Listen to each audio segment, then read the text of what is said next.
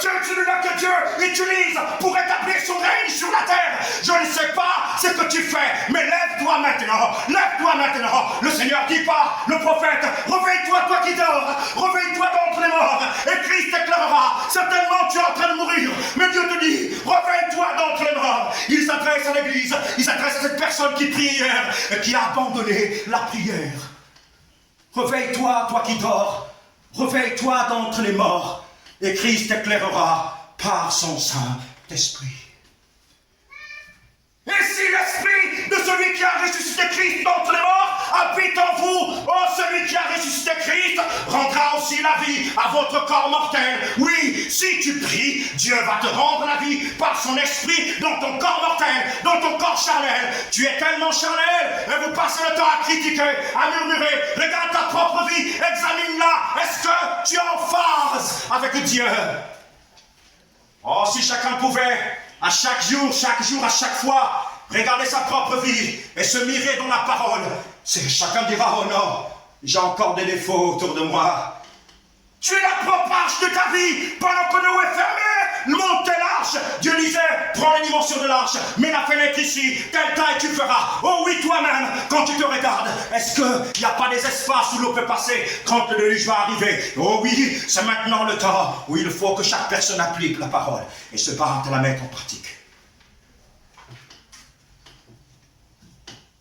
Là-haut, mon nom est inscrit, là-haut, là-bas. On vous a dit c'est facile, ton nom est inscrit là-haut, là-bas. En réalité, si ton nom est inscrit là-haut, là-bas, c'est que tu es un fils de Dieu sur la terre pour accomplir son œuvre sur la terre. C'est pas seulement ton nom qui doit être inscrit là-haut, là-bas. Il faut que le nom de tes frères soit inscrit là-haut, là-bas. Il faut que le nom de tes voisins soit inscrit là-haut, là-bas. Il faut que tu prêches l'évangile et que les hommes puissent écouter la parole qui emmène les hommes là-haut, là-bas.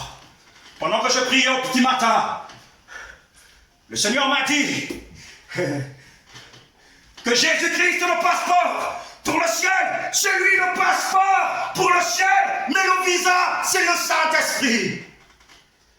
C'est le Saint-Esprit qui examine le cœur de l'homme et qui dit, Jésus, oui, il t'a accepté, mais il y a ça qui ne va pas. Parce que le Saint-Esprit lit l'esprit qui est en nous. Le Saint-Esprit, c'est le vent.